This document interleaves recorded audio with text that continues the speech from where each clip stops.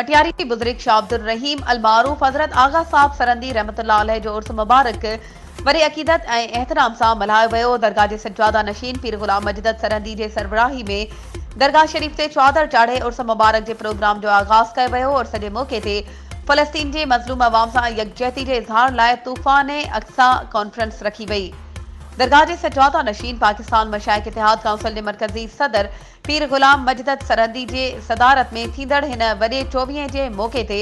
सिंध के मारूफ गादी धड़ियन ऐं आलम सगोरन की शिरकत करे मुल्क में अमन ऐं भाईचारी जो पैगाम आम करण लाइ मुखातिब थींदे चयो त मुल्क में अमनो अमान कायम करण लाइ हमेशा सिंध समेत पूरे मुल्क में भाईचारी ऐं अमन जो पैगाम सूफी बुजुर्गन हमेशा आम कयो आहे। कॉन्फ्रेंस में पीर गुलाम मजदद सरंदी पारा पाकिस्तान ऐं पूरे आलम लाइ अमन इस्तेकाम ऐं खुशहाली लाइ दुआऊं घुरी वयूं, जंहिंमें दरगाह शरीफ के मुरीदन ऐं अकीदतमंदन बड़े अंग में शिरकत कई। वधीक खबरों ऐं अपडेट्स के लाइ असांजे चैनल के सब्सक्राइब कयो